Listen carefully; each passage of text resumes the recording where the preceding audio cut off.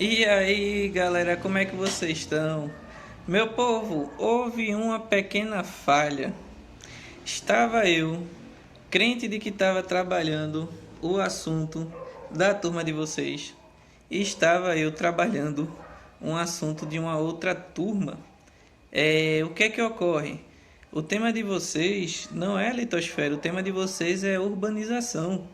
E aí Cleiton ainda perguntou, né, professor, não estou entendendo qual é o tema que o senhor está tratando, e depois seguiu normal, e mais ninguém comentou nada, e eu tive essa confusão. Então, meu povo, eu estou fazendo esse vídeo aqui, né, tô no mesmo ambiente, inclusive, que a aula estava rolando, e aí eu vou tentar aqui contextualizar um pouco do nosso tema, né, aproveitar que já estou por aqui mesmo para tentar trabalhar esse tema aqui com vocês, tá? E vocês já terem uma base aí para estudar. Então, a gente teve o nosso momento aí online, né? Mas eu peço desculpa aí pela confusão.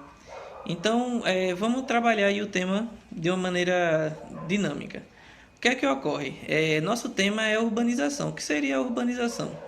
Urbanização, ele é o processo de formação das próprias cidades, tá? O processo de urbanização, né, o processo de surgimento das cidades, ele é desde o do período pré-histórico, né? Pelo ponto de vista geográfico, né, o ser humano, ele primeiramente, assim como os outros animais, se adaptava à natureza, né, vivia na natureza de uma forma ao tentar se adaptar a ela, mas com o passar do tempo começou a transformar a natureza em seu benefício. E depois dominou de maneira geral a natureza de uma maneira definitiva.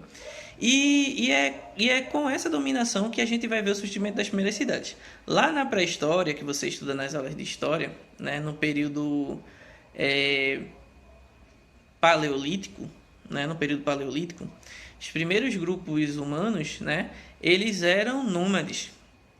Eles eram caçadores-coletores. Eles viviam se locomovendo de uma região para outra, normalmente vivendo em habitações provisórias, né, como tendas, né, como cavernas. Por que em abrigos provisórios? Porque eles tinham que se locomover, então não era viável fazer uma estrutura física permanente. Professor, mas eles não podiam voltar?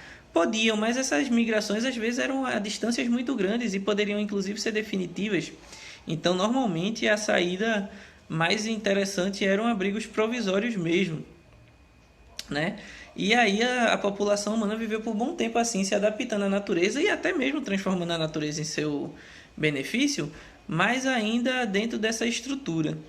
Porém, né, num dado momento, alguns grupos humanos começam a se sedentarizar, ou seja, eles começam a se fixar num local para morar de uma maneira definitiva nesse local.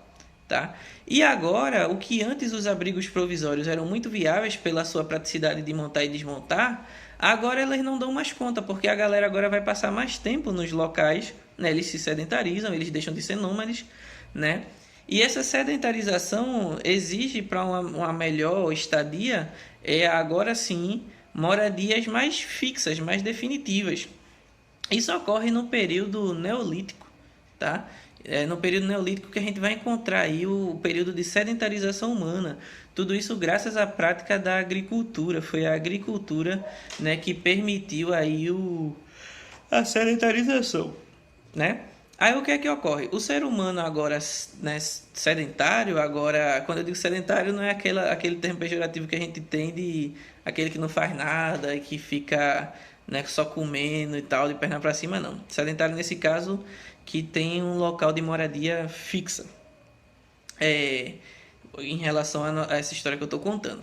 Esse homem agora é sedentarizado, inclusive nós obviamente continuamos com essa prática, né? Temos a herança dessa prática, existem pouquíssimos povos nômades comparado à quantidade de sedentários no mundo, mas ainda existem povos nômades. Mas de maneira geral essa prática ela se consolida aí no Neolítico. E aí agora, né, com essa nova característica, o que ocorreu foram dois fatores. Primeiro, que a sedentarização permitiu uma estrutura física diferente. Agora a gente vai ter abrigos definitivos, a gente vai ter agora toda uma preocupação em melhor organizar o espaço físico, porque a estadia agora ela vai ser permanente. né? Óbvio, se adaptando, porque apesar da galera começar a viver nas cidades, ainda tem um modo de vida bem rural, né? As principais práticas, as principais atividades ainda são as atividades relacionadas à questão do trabalho no campo. Mas aí a gente vai ver surgir já as primeiras habitações. É dessas primeiras habitações que vão se desenvolver as primeiras civilizações, que mais na frente vai ser o escopo, né? Vai ser a deixa para a formação dos povos da Idade Antiga, né? Acrescenta isso também o surgimento do Estado, o surgimento do comércio, né? E aí o que antes eram pequenos grupos começam a se tornar clãs, que são grupos de família, né? Os primeiros grupos civilizatórios, digamos assim, os primeiros grupos, agrupamentos humanos eram grupos familiares que crescem e evoluem para clãs familiares, né? Esse período clamítico aí também antecede todo esse período. E esses clãs familiares se transformam em tribos, né? Essas tribos constroem seus primeiros locais de moradia, né? Que são as aldeias. E muitas vezes, por exemplo, o surgimento de Roma foi na união dessas aldeias que surgiu Roma, a cidade de Roma, só para tirar como exemplo.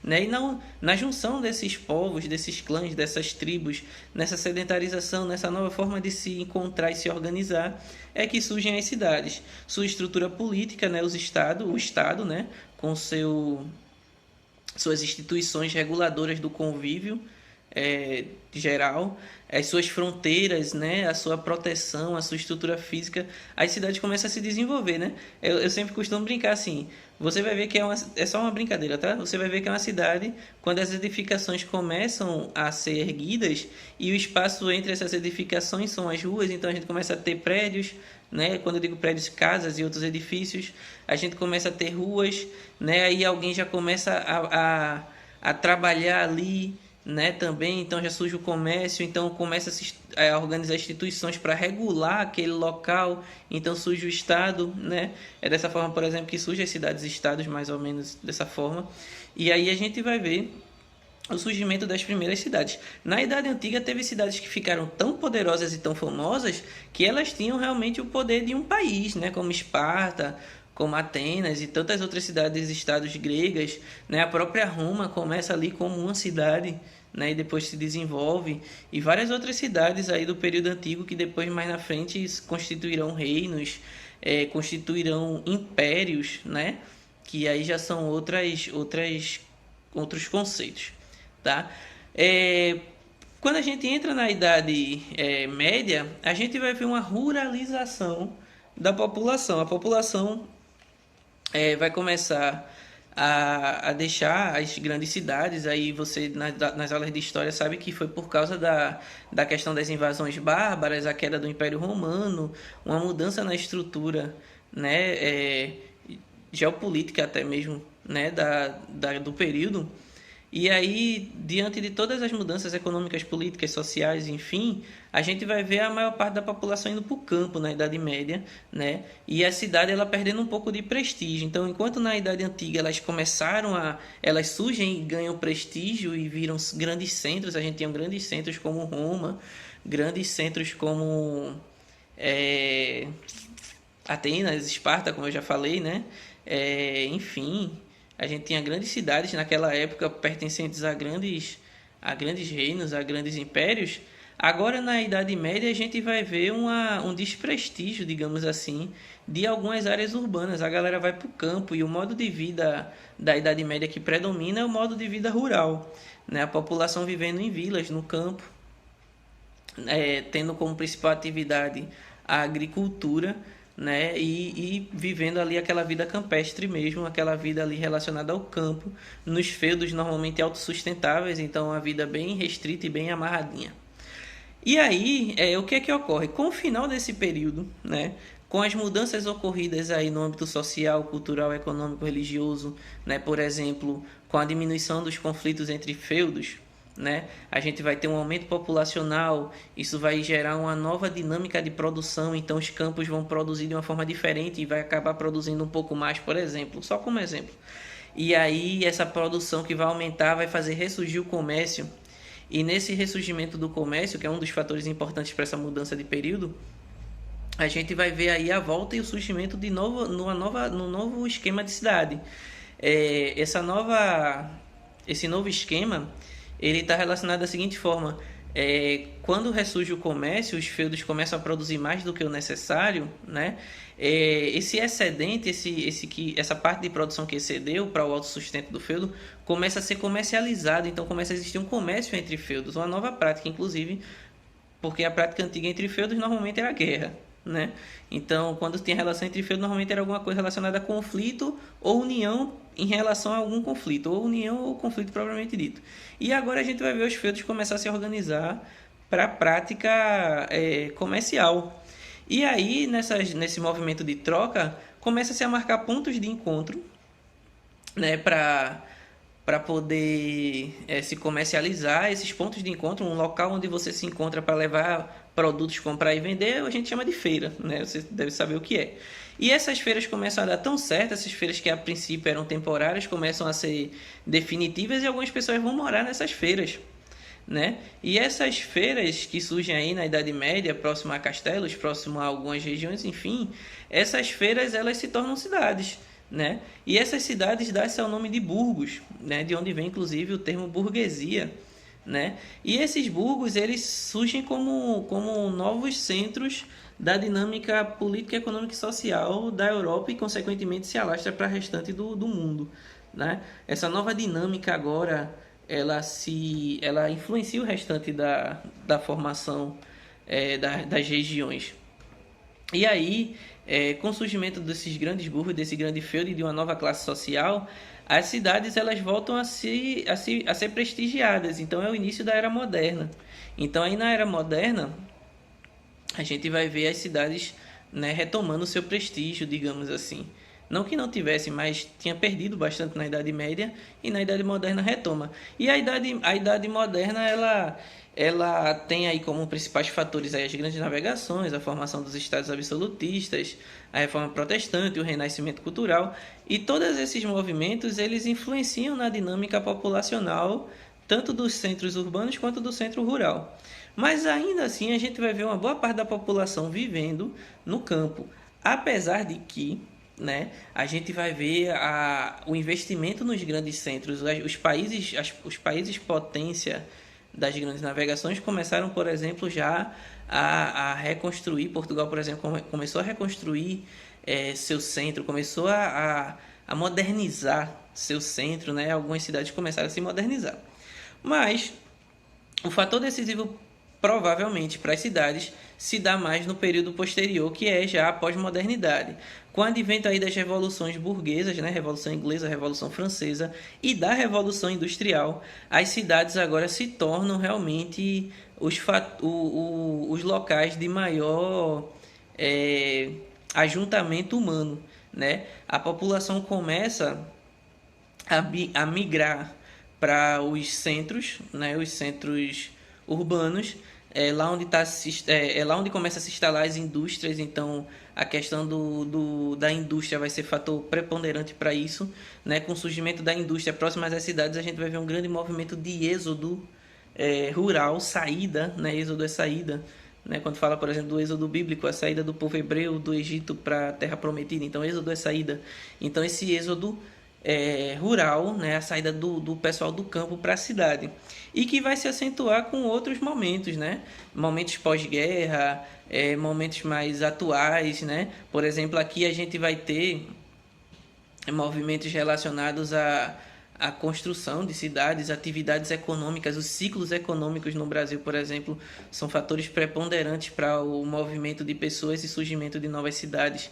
Por exemplo, quando descobriram ouro na região de Minas, o povo foi-se embora para lá, e de lá das cidades de Minas, boa parte das grandes cidades mineiras surgem, né, dessa busca pelo ouro. A galera vai ficando, vai se sedentarizando, né, de uma forma mais pós-moderna, digamos assim, e aí a cidade vai surgindo e tal, do mesmo jeito que a gente tem fenômeno de cidades que, quando passavam, né, algumas cidades mantiveram-se, né, mas no ciclo da borracha, por exemplo, eu estava vendo entrevista esses dias, que quando encerrou o ciclo da borracha, teve cidades que ficaram fantasmas, né, ficaram desabitadas. A gente tem, por exemplo, por catástrofes também, como catástrofes aí relacionadas a gente tem uma bem famosa ali na Ásia em relação a acidente nuclear, né? a região ali de Chernobyl e outras regiões assim, também temos esses fenômenos. São fenômenos mais pós-modernos, né? Mas aí a gente tem, hoje, né, a maior parte da população vivendo nas cidades, porque nas cidades é onde se está as principais atividades econômicas, né? É na cidade onde se encontra também os maiores centros habitacionais, né? A cidade hoje ela prevalece em relação à hierarquia ao meio rural, apesar de depender totalmente do meio rural, mas há uma subjugação do meio urbano ao meio rural. O meio urbano é que impõe normalmente a dinâmica do meio rural. A gente consegue perceber isso de uma maneira bem clara, apesar de que o contrário também é válido, mas é isso que se ocorre. E aí, na era pós-moderna, a gente tem uma sociedade, né, totalmente urbana. Né? Esse fenômeno do urbanismo é transformar, né, só para conceituar, você perguntar o que é o urbanismo, é transformar um meio rural ou silvestre, né, em meio urbano. Urbanização é basicamente isso, é transformar um meio silvestre ou rural em urbano. Então, hoje a gente tem um fator, a gente tem uma urbanização muito grande, a gente tem transformado, quando eu digo a gente, eu digo o mundo de maneira geral, tem transformado e crescido as cidades de uma maneira cada vez mais acelerada, né? Eu estava uma vez assistindo um documentário que mostra como o pessoal de Nova York e até aqui no Recife também, como a gente transformou áreas silvestres, né, em áreas urbanas. Hoje em dia também muitas áreas rurais transformadas em áreas urbanas. E esses são as primeiras colocações a respeito desse assunto. Na próxima aula, então, a gente pode focar um pouco mais, né, nas relações dentro da própria cidade. Por exemplo, né, quais são os fatores atrativos que levam as pessoas a uma cidade, né? Que aí já falei de alguns. Ou melhor, como se divide uma cidade, né? A gente vê aí o fenômeno, por exemplo, do centro da cidade, né? O que é o centro da cidade? O centro da cidade é o centro, né? Não tenho o que dizer. Mas, por exemplo, vou pegar como exemplo o Recife. Quando você fala do bairro do Recife, né? Que alguns chamam de centro do Recife, o bairro do Recife, ele oficialmente seria o equivalente ali ao Recife antigo. Mas quando a gente diz que vai no centro do Recife, a gente normalmente vai para Conde da Boa Vista. Por quê? Porque a cidade ela se inseriu na dinâmica do sistema atual, que é o sistema capitalista. Né? O sistema capitalista que tem... E aí depois a gente explica essa questão das partes da cidade e coisas do tipo. Tá? Tipos de cidade também, né? O que são cidades... o que são metrópoles, o que são megalópolis e outros que são hierarquias, né? A gente vê isso depois. Mas, por exemplo, ainda contextualizando a ideia de cidade, a cidade, assim como outros fenômenos, né? Da questão da estruturação espacial, digamos assim, ela se assemelha ao sistema equivalente. Por exemplo, as cidades hoje elas se assemelham ao sistema capitalista. Né? A maioria dos centros, os principais centros urbanos, eles são centros comerciais. A gente tem sim cidades com outras características, a gente vai ver em tipos de cidade, como por exemplo cidades religiosas, né? Cidades turísticas e tal, mas de maneira geral elas também acabaram se ligando ao sistema capitalista, né? Onde transforma todas os outros pormenores em questões financeiras. E também a gente tem a questão da cidade relacionada ao fenômeno da globalização, né? Hoje a gente consegue seguir a dinâmica de uma outra cidade ou mesmo ter coisas da sua cidade como exemplo para outras por causa do fenômeno da integração mundial, que é a globalização. Os meios de comunicação, né, os meios de acesso mais facilitado têm permitido esse intercâmbio, né, ora de coisas boas, ora de coisas não tão boas. Alguns críticos, inclusive, falam, né, dessa questão do intercâmbio, porque normalmente as regiões mais ricas ou mais desenvolvidas, elas sobrepõem sua cultura, sua influência, seus produtos, ou seja, sobre as regiões mais periféricas ou mais pobres, né, ou outros que veem como benefício, porque a gente tem acesso a coisas mais desenvolvidas, né, do ponto de vista de quem defende, né, e eu não estou necessariamente para julgar, mas só para contextualizar a situação.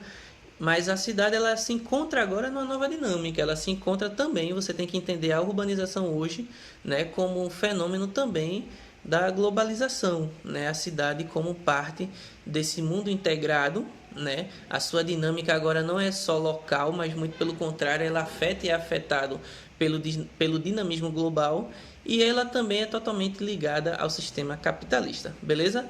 Meu povo, espero que vocês tenham entendido, né? Me perdoem aí pela confusão, né? A temática é essa, tá? Agora tá certinho. A gente tem aí os pontos principais para esse momento que eu ia trabalhar com vocês, tá? Vou estar postando aqui para vocês, né? Vou abrir um canal de diálogo aqui, pode ser pelo meu e-mail, posso mandar o meu e-mail, né? Caso você tenha dúvida, né? Posso, enfim, abrir um canal de diálogo para você, caso você tenha dúvida quanto a isso. Mas aí fica registrado aí, né?